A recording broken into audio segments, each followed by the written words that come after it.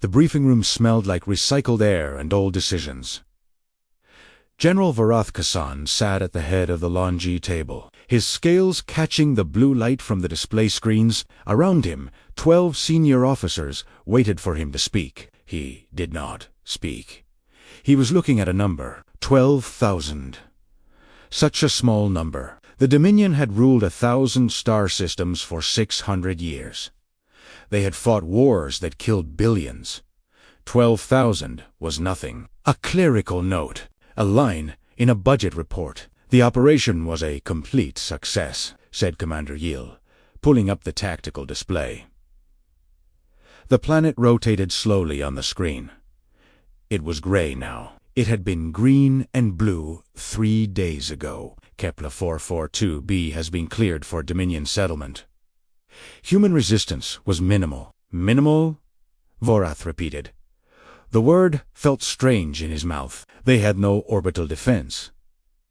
Heel continued. No fleet presence. Just surface settlements. Farmers, mostly. Some scientists. The plasma bombardment lasted 4 hours. 4 hours? Vorath had been eating dinner 4 hours ago. He had been listening to music. Human music, though no one knew about that particular habit. A woman singing about a place called Tennessee. He did not know where Tennessee was.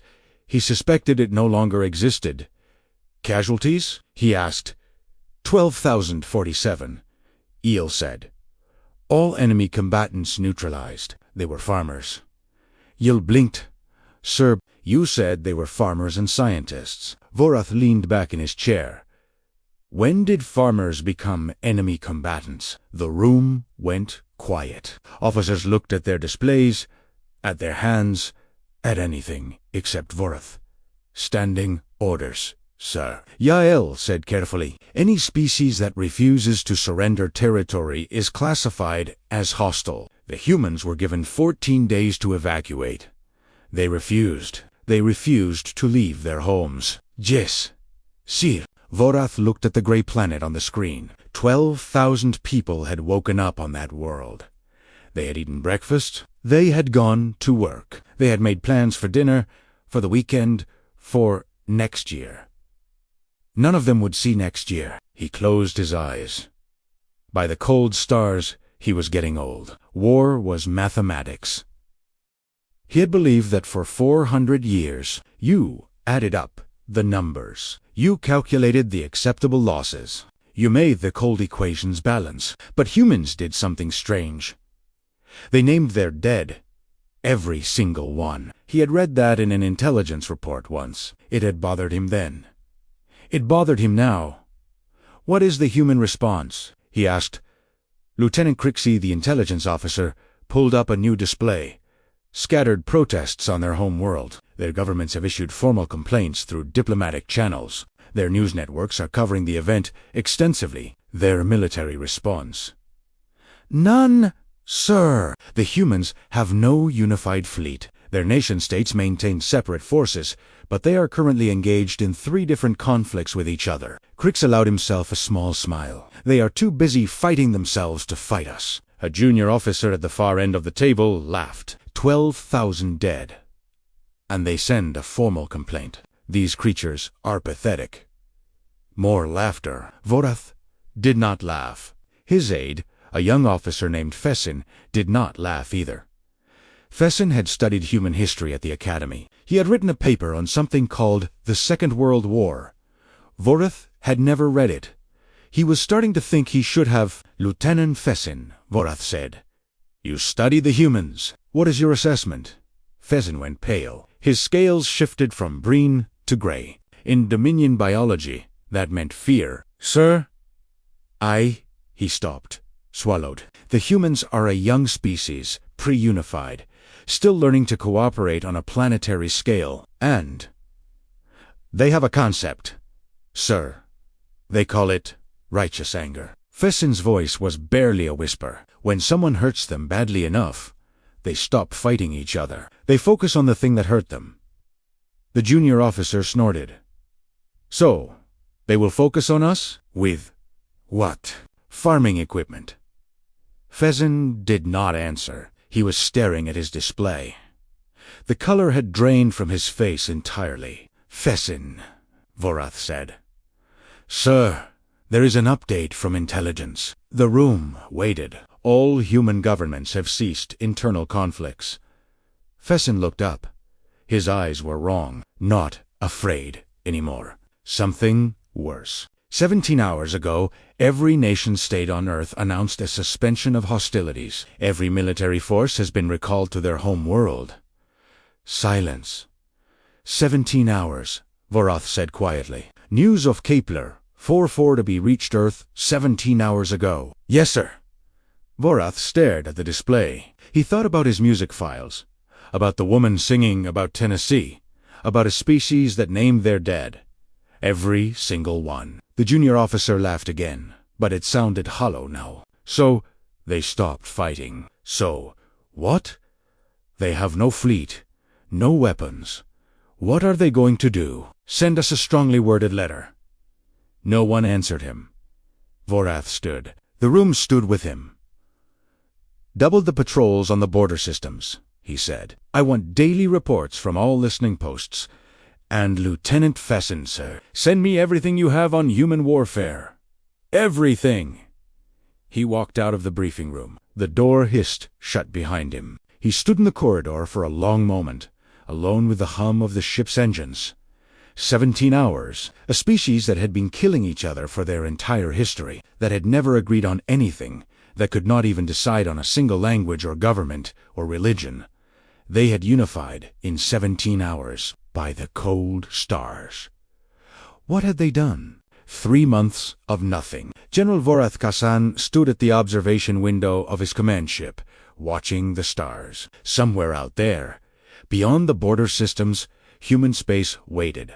Silent, empty. The listening posts reported the same thing every day. No transmissions, no ship movements, no military activity of any kind, just static and silence, and one phrase repeated on every frequency in 7,000 human languages. "We are counting."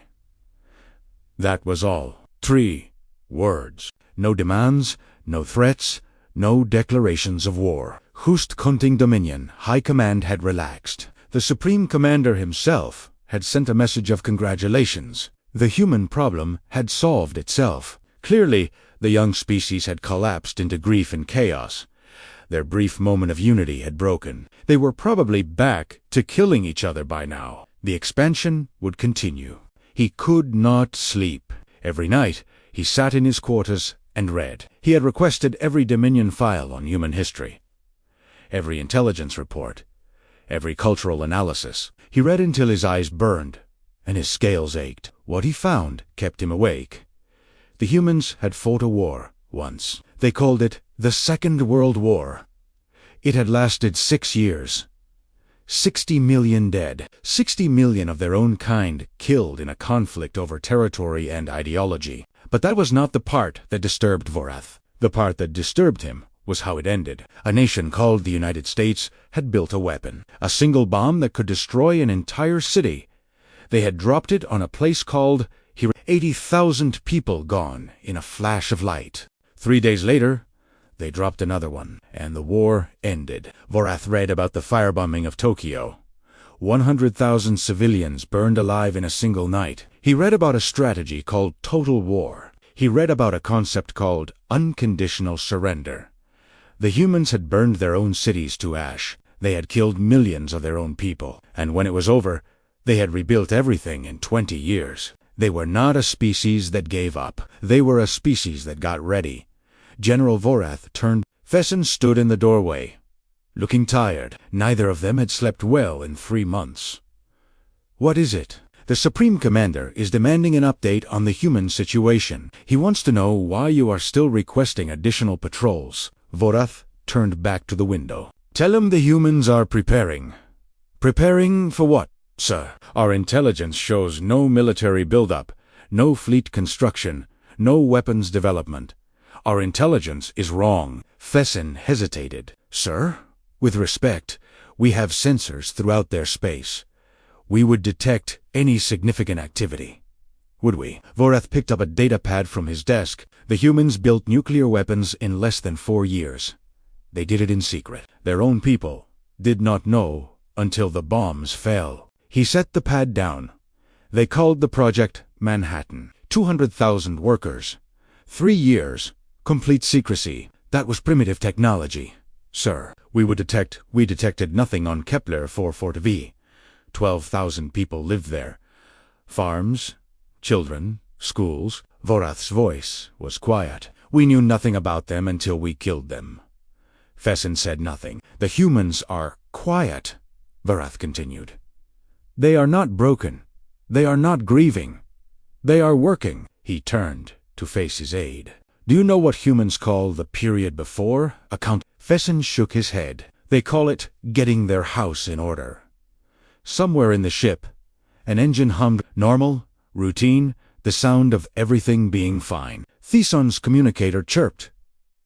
Looked at Italiano, his scales went gray. Sir, perimeter station Theta has stopped transmitting. Vorath felt something cold move through his chest. When?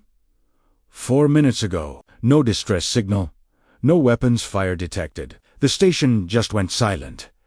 Get me a visual. They walked to the command center. Officers scrambled to their stations. Screens flickered with data. Somewhere, an alarm was beeping. Bringing up the Theta sector now. Someone said. The main display showed empty space. Stars, darkness. The station should have been there. A bright point of light, transmitting status reports every 30 seconds, like it had for the past 50. Yes. Nothing. Scanning for debris. Another officer called out. No wreckage detected. No energy signatures. It is like the station was never there. Vorath stared at the empty space, where 300 Dominion soldiers had lived 12 minutes ago. Sir, contact. A ship emerged from the darkness. Small, outdated, human. It is broadcasting, sir. On screen, the audio filled the command center. A human voice, female.com, speaking in the Dominion language, accented but clear. Sarah Chun, age 34, botanist, Kepler 442. Be a pause. Marcus Williams, age 7, student, Kepler 442b. Another pause. Yuki Tanaka, age 61, retired teacher, Kepler 442, Bay, on and on. Name after name. 12,000 names. The ship was broadcasting them on loop. Every frequency, every language. The humans were still counting. And now they'd started collecting. Sir, Fessin whispered. What do we do? Vorath watched the small human ship drift through space where a Dominion station had stood for 50 years. One ship alone broadcasting the names of the dead like a prayer. We prepare, he said, because they are finished getting their house in order. He turned to his officers. Their faces were pale. Their scales were gray. And they are coming. 200 Dominion warships dropped out of faster-than-light travel, in perfect formation. General Vorath Kession watched from the command deck of the flagship, his claws gripping the railing. The human fleet waited for them. 40 ships, old designs, outdated weapons. Some of them looked like they had been pulled from museums. One vessel was broadcasting music, something loud with drums and screaming vocals. Commander Yiel laughed. This is their great counterattack. 40 ships against 200. Vorath said nothing. He was watching the human formation. They were not retreating. They were not spreading out. They were flying directly toward the Dominion fleet in a tight wedge. Open a channel, Vorath said. Sir, open a channel to the human fleet. The communications officer hesitated. Tin complet. Static filled the bridge. Human vessels. This is General Vorath Kession of the Dominion Third Fleet. You are outnumbered and outgunned. Surrender now and you will be treated according to a human voice. Cut him off. Mail.com, almost bored. General, we know who you are. We know what you did. A pause. We are here to collect. The channel went dead. Sir, the human ships are accelerating. Vorath watched the tactical display. The 40 human ships were not slowing down. They were speeding up, flying straight into the teeth of 200 warships, like they did not know what death was. All ships opened fire. The space between the fleets turned white. Plasma, missiles, energy beams. The Dominion had the best weapons in the galaxy. They had conquered 1,000 worlds with those weapons. The human ships kept coming. Direct hit on the lead vessel. Their shields are down. The lead human ship, burning and broken, did not retreat. It accelerated into the Dominion formation and rammed the cruiser Vexant at full speed. Both ships disappeared in a ball of fire by the cold stars. Someone whispered, "Second human vessel is on a collision course with the dreadnought Calyx. Destroy it." They hit it with everything they had. The human ship's engines died. Its hull was cracked open to space. It was a dead ship drifting through the void, and then its emergency thrusters fired. The pilot was still alive, still steering, still aiming. The Calyx tried to turn. Too slow. The human ship hit it amidships at 3,000 meters per second. Vorath watched his tactical display turn red. Ship after ship vanishing. The humans were not fighting like soldiers. Soldiers wanted to survive. Soldiers had families and futures and reasons to live. These humans flew like they were already dead. "We have recovered audio from one of the human vessels. Play it." The bridge fell silent. A woman's voice filled the room. She was singing. The ship around her was burning, and she was singing. A children's song, something about a river and a boat and gentle dreams. She was still singing when her ship hit the dreadnought Vorn. The battle lasted 11 minutes. When it was over, 197 Dominion ships were gone. Debris and bodies floated in the silence of space. 3 human ships limped away into the darkness, still broadcasting the names of the dead. Vorath sat in his command chair. Around him, his officers wept, screamed, stared at nothing. Commander Yill approached him. The commander's hands were shaking. "Sir, what are they?" Vorath thought about the woman singing, about the pilot who had steered a dead ship into a dreadnought, about 40 vessels flying into 200 without hesitation. "They are humans," he said quietly, "but they throw their lives away like they do not throw them away." Vorath stood. His legs felt weak. "They spend them. There is a difference. I do not understand." Vorath pulled up his intelligence files, found the concept he had been looking for, a human phrase, acceptable losses. Every species had one. The Dominion's acceptable loss ratio was 15%. Above that, you retreated, you regrouped, you lived to fight another day. "Humans have a concept," Vorath said. "They call it acceptable losses. It is the percentage of their force they are willing to sacrifice to achieve victory. What is theirs? 20%. 30. Vorath turned to face his commander. The answer tasted like ash. All of them. The bridge was silent. "They will spend every life they have, and they will keep counting what they are owed." Vorath walked to the observation window. Debris floated past. Human Dominion. Impossible to tell the difference now. "We did not start a war, Commander. We started a blood debt. And humans always collect." His communicator chirped. An intelligence update. He read it twice, 3 times. "Sir," Yale asked. "What is it?" "The human fleet." Vorath's voice was hollow. "It is no longer 40 ships." "How many?" 4,000.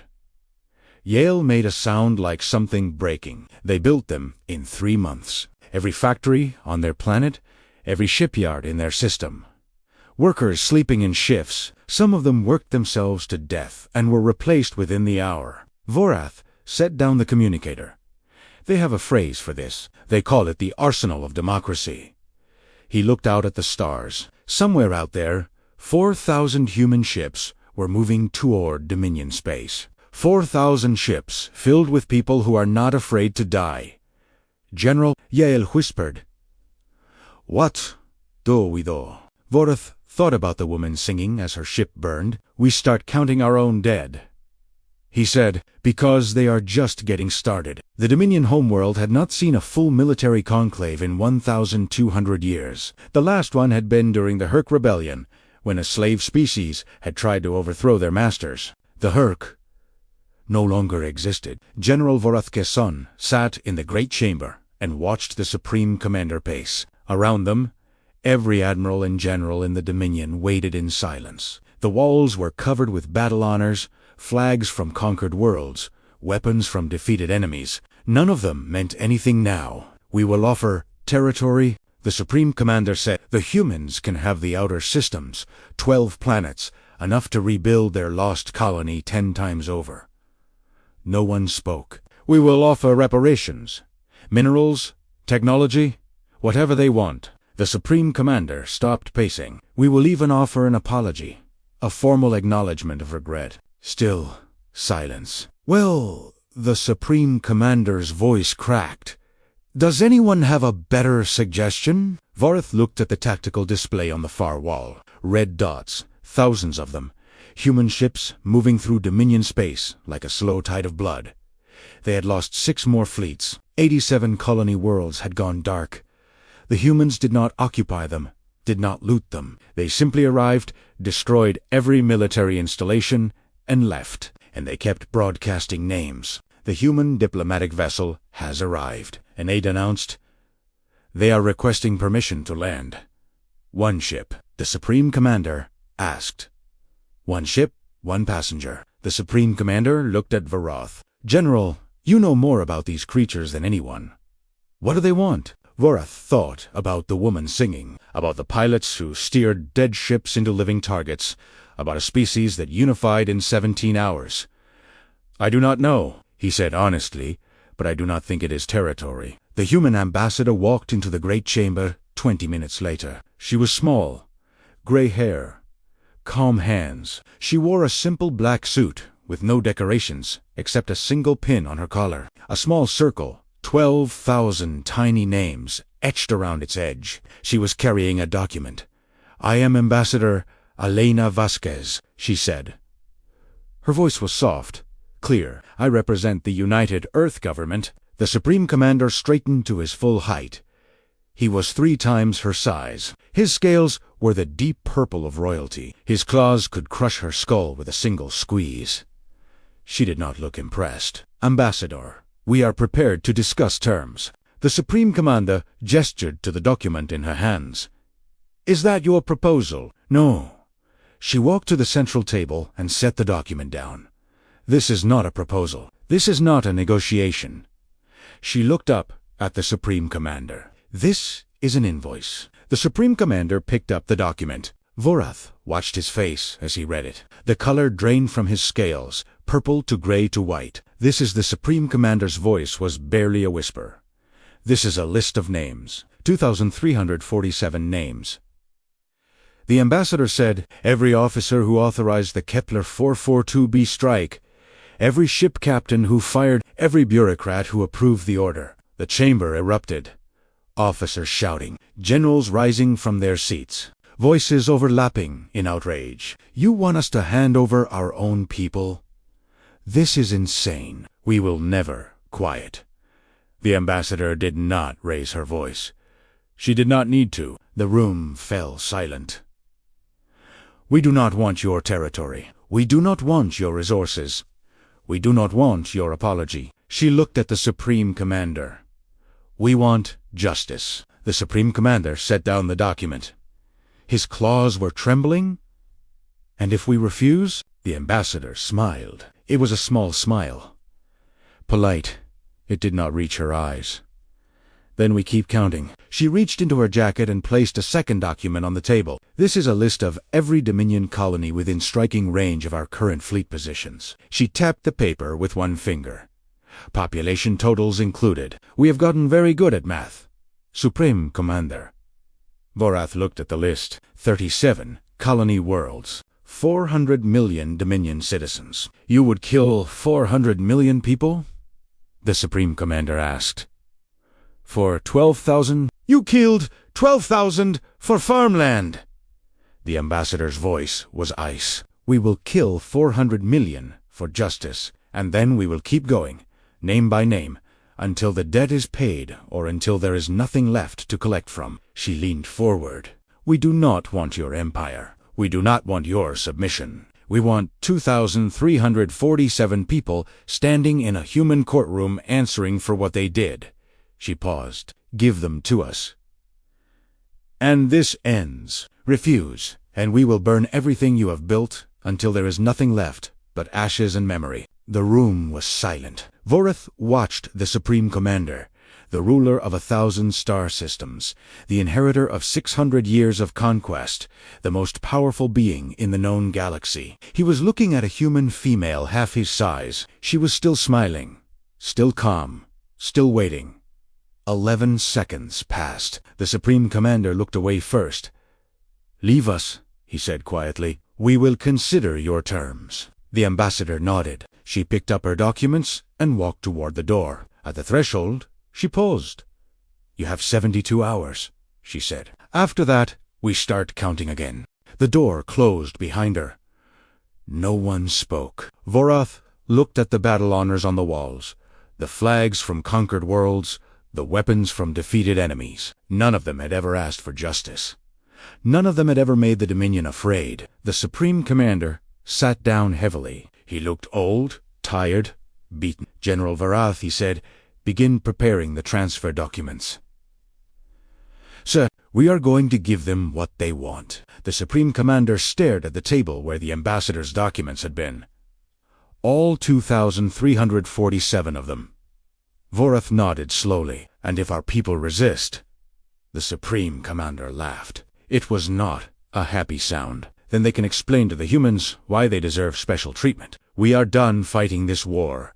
General, we lost it the moment we touched that colony." Vorath thought about the woman singing as her ship burned. The Supreme Commander was right. They had lost this war 12,000 deaths ago. The trials lasted 3 years. General Vorath Kasan watched every single one. He sat in his quarters on a quiet moon, far from Dominion space, and he watched humans put his people on trial for crimes against their species.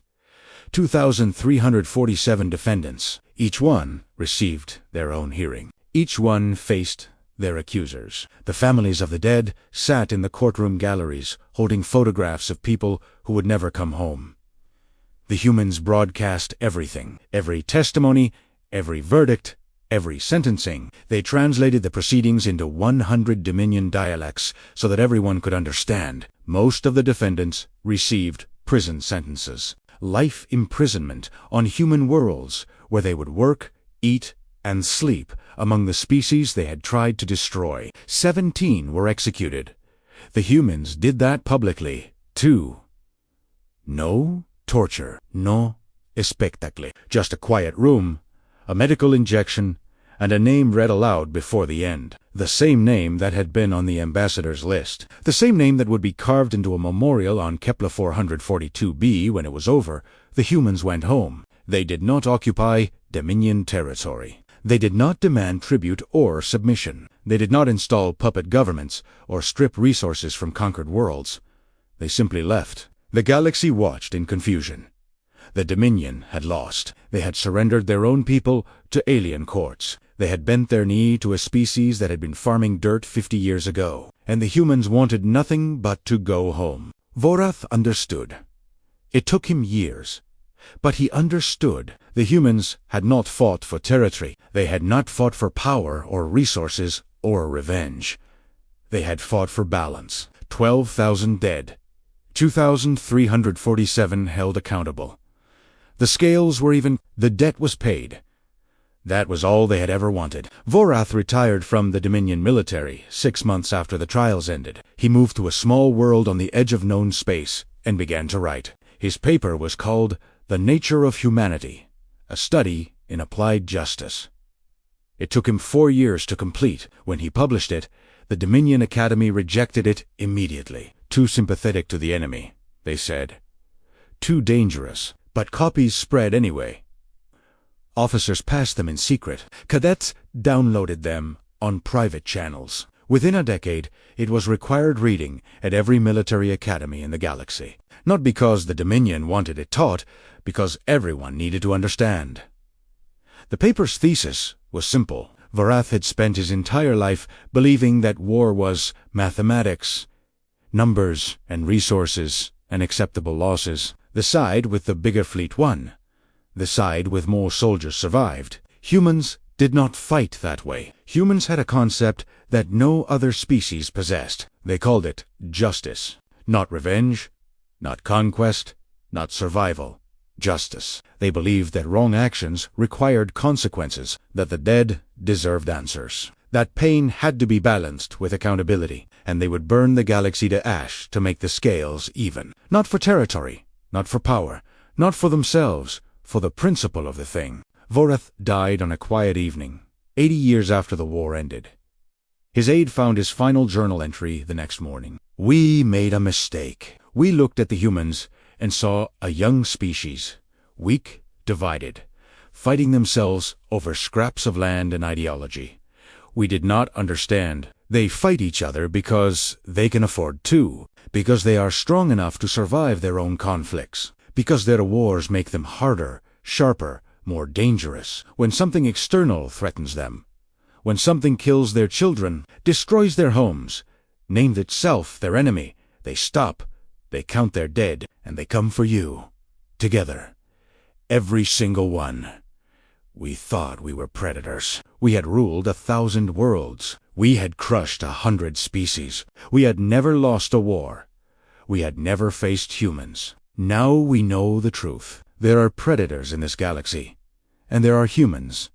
Learn the difference." 100 years after the war, a young Dominion officer named Kella sat in a military history class. The instructor was old, a veteran of the border conflicts, a student of Vorath's writings. "Today we study the human war," the instructor said. "Can anyone tell me why no species has attacked human space since the Kepler conflict?" No one raised a hand. The instructor pulled up a recording, an old file, grainy and worn. A human woman with gray hair and calm hands, standing in a Dominion Council chamber. "We have gotten very good at math," the recording said. The instructor paused the playback. "The humans are not aggressive. They do not want war. They do not seek conquest or expansion. They are content to farm their worlds and raise their children and live their small lives." She looked at the cadets. "But they remember. They name their dead. Every single one. And if you give them a reason, she'll let the silence stretch. They will count what they are owed, and they will collect, no matter how long it takes, no matter how many of them die, no matter what it costs." Kella raised her hand. "Instructor, what should we do if we encounter humans?" The instructor smiled. It was not a happy smile. "Trade with them. Talk with them. Learn their music and their stories and their strange little customs." She turned off the recording. "Make them your friends. Make them your partners. Make them anything except your enemies on the HFY file." The instructor thought about Vorlag's writings, about a woman singing as her ship burned, about 12,000 names broadcast on loop across the stars. "Then pray to whatever gods you believe in," she said quietly, "because the humans do not forgive. They do not forget." She looked at the cadets, young faces, eager faces, faces that had never known war. "They balance the scales," she said. "Always." Kella looked at the frozen image of the human ambassador on the screen.